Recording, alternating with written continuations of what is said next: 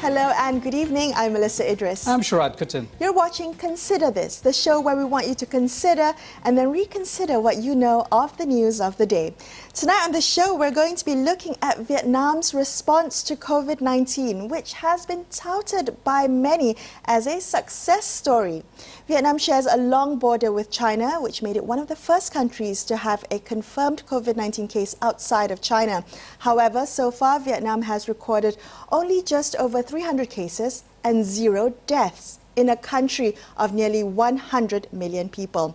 Now, nearly a month has passed since its last community transmission, and the country has already started to open up. So joining us on the line to discuss Vietnam's approach to the pandemic is Dr. Huong, Senior Analyst at the Australian Strategic Policy Institute based in Canberra, Australia. Good evening. Welcome to the show, Dr. Lithu.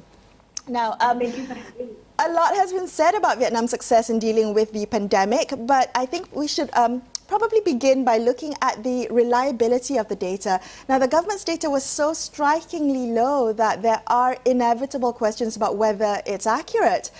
Are there reasons to doubt it? I haven't been conducting the research and data, so I can't say for sure.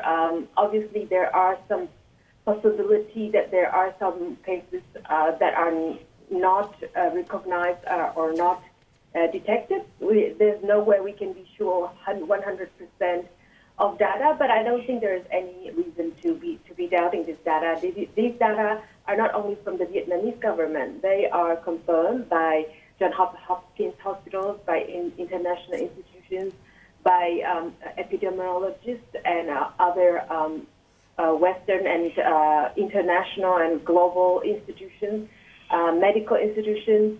So I don't think there is any reason to doubt those data. There is no, Vietnamese government has not been concealed. It has been very transparent from day one and very rigorous. So I think the probability that the data are missing or concealed are pretty low. Dr. Tu, I mean, many countries around the world are trying to control the narrative on the pandemic within their own borders. And I wonder to what extent this is true of Vietnam. You mentioned, the many institutions that Vietnam, the government at least, is engaging with. Could you give us a sense of what kind of commitments Vietnam has made to international multilateral organizations that have enabled or actually promoted this kind of openness with regard to the situation on the ground?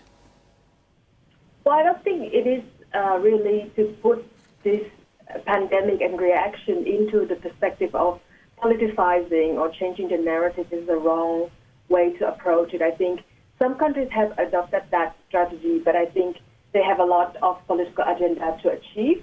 And that's not the way we should be looking at any pandemic response. Unfortunately, like you said, there are cases happening with the way the narratives are being presented, but I don't think it is a case for Vietnam. Vietnam recognized that the COVID-19 virus was a very serious one from very early on when it was in Wuhan only, and it started to prepare for it to come to Vietnam because as from previous experiences, like with SARS in 2003 and swine flu, bird flus all around, those things travel. They don't know borders, and they will. It's a matter of time that they come. And Vietnam, being in the region and experienced the previous outbreaks, had been ready for containing and responding to the virus rather than focusing on the political narrative. Okay, so you're saying that Vietnam's, Vietnam learned its lessons from the previous SARS epidemic. Could you talk to us a little bit about how its public health response has been, particularly in terms of, whether Vietnam has invested quite a fair bit in its public health? Well, investment in public health, like in many countries, and particularly in Southeast Asia, are still lagging behind. Obviously, Vietnam, in comparison to more developed countries and developed neighbors like Singapore or Taiwan, is still lagging behind. But I think it's about utilizing the resources well and coordinating well. So the pandemic is a crisis, and in any crisis, the best response is to react early. And that's what Vietnam did. And it also is very effective with pandemic with virus, because the earlier you respond, the fewer cases there are, and therefore it is more feasible to control and contain the spread. And that's what Vietnam did. So like you mentioned, it was trained from the previous outbreaks, and also not only with the pandemics and epidemics before. I think that countries in the region, because they often experience natural disasters and crisis responses, they are more used to quick response, coordination, and any emergency response. The key is to quickly react rather than debating which way, because then you lose the golden window of time where the response is most effective. So that's what Vietnam did. It contained the cases. It isolated people who had been either confirmed or came into contact with the confirmed cases very early on. It was very rigorous in testing, and also was able to invent own testing kits. So it was very fast in testing a large scale of people. It didn't have to rely on other labs or international help in this regard, and it developed many additional laboratories that it could conduct testing regularly and on a larger scale. So it was quick response, it was coordinated response, it was building capacity to test and isolate and contact tracing all the cases. Dr. Tu, one of the ways in which people are comparing different contexts, the state of Kerala in India is one example. Vietnam is now becoming an example, New Zealand. The question really is, on what has public policy pivoted? What are the strengths that each of these contexts have? A devolved system in Kerala, but in Vietnam, it's often said that its highly developed network of surveillance has been a key component in the success story. Would you agree to that? I don't necessarily agree with that, because Vietnam actually, in the earliest stage, the success of containing the spread was not based on surveillance and not on the contact tracing using technology, like, for example, in Taiwan or Singapore, where the act that did the contact tracing was very early on engaged. I think Vietnam, the first reaction was to isolate the cases, isolate the people coming from travels, first from China, but then later on also from Europe, the cases, and just isolate whether the tests were positive or negative. It was a mandatory 14 days of quarantine to make sure that the symptoms won't develop, even though sometimes, there are cases of asymptomatic transmission. So Vietnam was very rigid in that regard to prevent any possible, even undetectable at the time of screening spread. So it was rigorous. It was quarantine in the centrally administrated quarantine wards, so not self-isolating at home, where people are usually, it can be less disciplined and can go out or can get into contact with other people, neighbors. Vietnam is a very densely populated place. So if self-quarantine at home could further cause dangers for the others, so it was administrated centrally. So in that way, you can really have a control over those who are either affected or potentially affected by the virus. Okay, Dr. Lee Tu, we're going to take a quick break, but we're going to ask you to stay on the line because we want to continue this conversation on Vietnam's response to the COVID-19 pandemic in just a few minutes. Stay tuned to Consider This.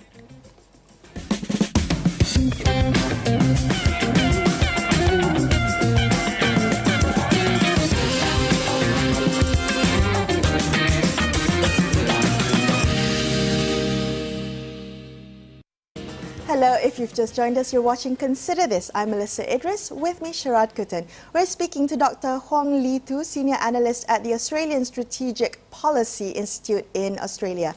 Dr. Lee Tu, now I want to talk a little bit about Vietnam's relationship with China, because not only is Vietnam's economy closely linked to China, but both countries are also geopolitical rivals in the South China Sea. And being neighbors, how is that relationship during this time of the pandemic? Could you elaborate for us? Well, Vietnam has been experiencing a serious of coercive activities in the South China Sea during and even before the pandemic, but some activities have resurfaced and intensified during this pandemic. We've had incidents at the sea in April where the Chinese ship allegedly were coercing the Vietnamese ships, and as a result, Vietnam has actually put a complaint to the UN body. So, and this year is Vietnam's ASEAN chair, so it is very important for Vietnam to play the role well. And the South China Sea and territorial dispute have been a very important issue on the regional agenda. But obviously, the pandemic has prevented many meetings, has delayed many meetings, as well as have made it more difficult for leaders to be fully concentrating on regional issues when they are fighting the pandemic. So some of the meetings have been put on the online platform, just as we do, and a lot of the agenda of discussion has moved to the issues of pandemic rather than traditional security threats, such as the maritime issues.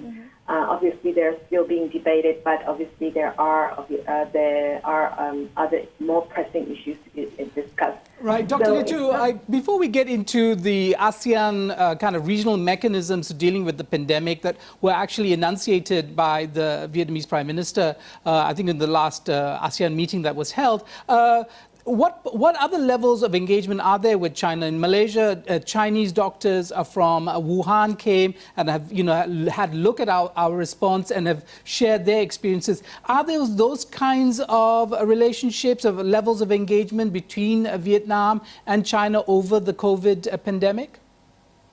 Well, Vietnam is, like I said, has engaged with China through the framework of ASEAN, because China-ASEAN had met over the pandemic earlier this year, so Vietnam was a part of it. But I'm not aware of Chinese bilateral efforts similar to the ones in Malaysia. Just to come back to the ASEAN, the regional response, again, that Vietnam is the chair of this year's ASEAN summit. Now, critics have actually, I guess, pointed out that ASEAN has been rather sluggish in developing a regional response to the pandemic. Is Vietnam likely to take the lead or to step back at this point in time as more countries approach a nation-first strategy in dealing with it? Yes, so primarily there has been national response. Obviously, this is a pandemic that affects a region and the world broader, but it is an emergency, and emergency, as I mentioned before, the faster the better, and a regional multilateral cooperation requires some coordination, so some extra time, which is not necessarily helpful in a quick and a fast response. So at the time being, the ASEAN as a regional response is more of sharing information about the virus, sharing research, sharing best practices, how each countries are dealing with social distancing measures, when are they lifting up, and how are they lifting up in gradual mode. So a lot of knowledge sharing. The ASEAN framework actually has had for a long time dialogues on pandemic and transmissible diseases. But when the COVID hit, it was in such a scale, I don't think any of the ASEAN member states had anticipated how big and how contagious it was. So I think they are reviewing the previous, measures in place, the best practices, the early warning systems, and information sharing. I think in the later stage, when we're talking about the economic recovery and the collective measures, how this region should proceed from here, as you know, this health crisis will spill over into an economic crisis. Right, Dr. Litu, before we get into the economic crisis, can I just ask you if the conversation in Vietnam, or the conversation that Vietnam wants to lead, includes things like vaccines and equal access to vaccines across the region, the differing levels of affluence across the region, how does that affect access to healthcare when a vaccine is developed, for instance? Is that part of the conversation that Vietnam wants to champion? Yes, for sure. I mean, Vietnam has been pushing for the online meetings to carry on rather than to wait until leaders can meet. So at least there are some frequent and even constant communications. As far as I know, there are WhatsApp groups for the ASEAN leaders to stay in touch every day if they need to. And also the issue of sharing test kits, sharing PPEs, personal protective equipment, other medical issues before we get to the vaccine. It's a long, long time of the research and trials before we get to the vaccine. But at the moment, even not all countries have the capacity to conduct their own tests. For example, earlier on, Myanmar had to send their tests to Thailand, for example, and not all of the countries have sufficient laboratories to conduct tests. So we are still in the very early stage of reacting and responding to the virus before we can get to the vaccines. And obviously, a vaccine must be equally available for everyone, because the region will not be safe if everyone is not safe. Can I come back very quickly to something you mentioned earlier? You touched very briefly on Vietnam's innovation with test kits. I was wondering whether you could share a little bit more about that. Yes, that was a very interesting development from very early on. I think already I saw in February, March that Vietnam not only was successful in developing its own kits, testing kits, but it was able to export beyond the region and as well as far as to Europe. So it was quite interesting development. At the moment, Vietnam is both exporting those test kits as well as masks and other protective personal equipment, so very much medical supplies. Vietnam has consolidated a lot of efforts to develop the laboratories that are able to conduct tests. For example, earlier on there were only a handful. By April it was over 100 laboratories that were able to conduct tests. So it is quite an effort, not only in terms of containing physically and isolating people, but also measuring and being very adequate in identifying the cases. And that was one of the success stories why Vietnam had been able to contain the spread so well. All right, we're going to take a quick break. More on Vietnam's response to the COVID-19 pandemic in just a few minutes. Stay tuned to consider this.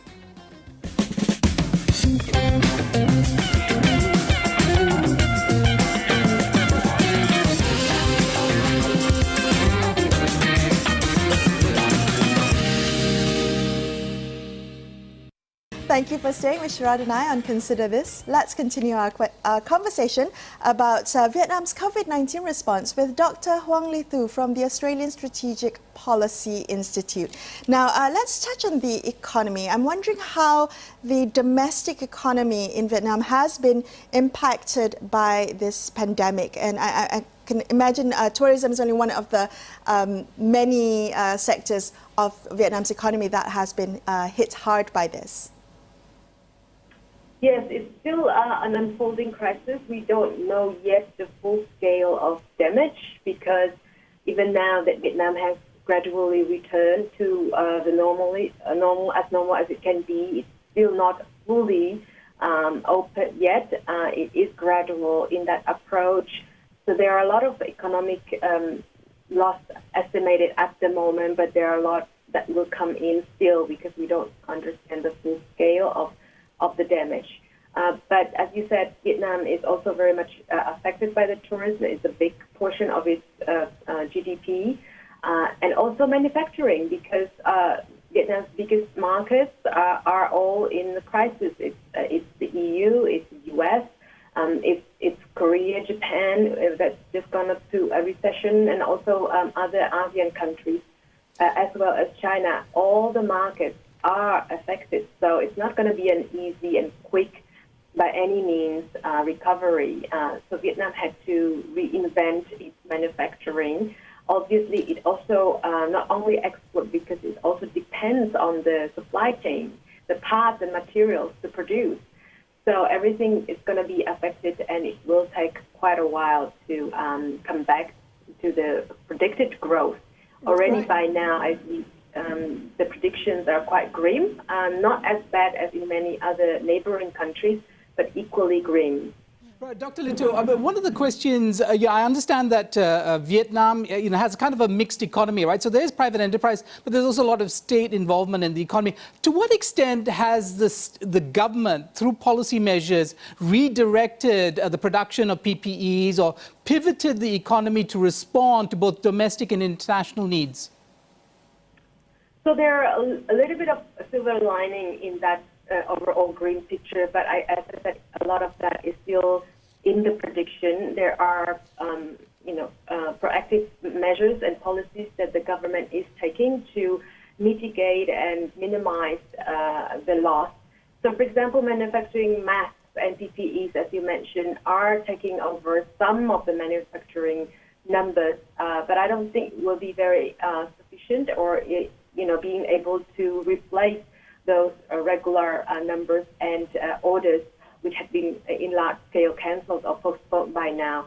So there will be, as I said, it's minimizing, it's mitigating rather than replacing. But also there has been a trend that it had been happening before the virus came, which is the trade war. And because of trade war, a lot of factories, Western, especially American, had been considering Vietnam and moving out from China, for example, and moving to Vietnam. So I think the government is hoping that this trend will continue. And as we know that certain big corporations and multinationals such as Apple are already looking into expanding in Vietnam. So, if the great power competition and trade war continues amid this coronavirus crisis, Vietnam could see, new factories and new investments and also some shift from China to Vietnam. Okay, so you mentioned earlier that the predictions for the economy is quite grim. This crisis is still unfolding. Has the Vietnam government announced economic stimulus like other countries around the region, and is that going to be enough? Yes, it has announced already several times. At the moment, it's around 20-30 billions, if I remember correctly. So it's not looking too great in comparison to other countries.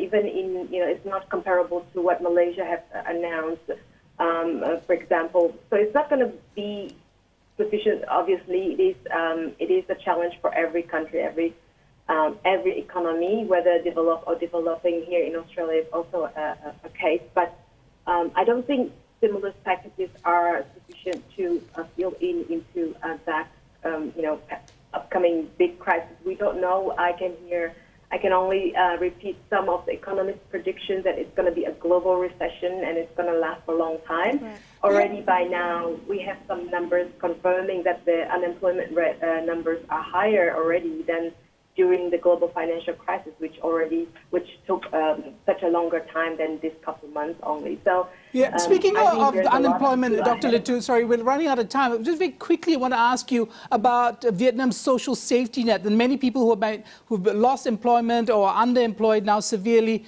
What kind of program has the government rolled out to protect those individuals, those citizens? Well, there are program safety net, but you have to remember that there is a lot of people whose livelihood are based on informal economy. So even if the social safety net, which is not as good as in developed countries, especially like in Europe or more or higher in OECD countries, those who are not covered are also going to be affected, and that's really going to be a devastating effect for not only Vietnam but most of the countries in the region, because the dependence on informal economy is so big. We can't understand the full impact of that yet. I see. All right, and in the last minute or so that we have left, Dr. Lito, can I just get your thoughts on what's next for Vietnam? So it has, for all intents and purposes, successfully contained this pandemic, and the economy is now opening up. What is next to ensure that it remains on this right track? Well, I think it's very important to stay vigilant. We don't know how many waves of the coronavirus will there be. It is very cautious in opening, in gradual and very rigorous in monitoring the development.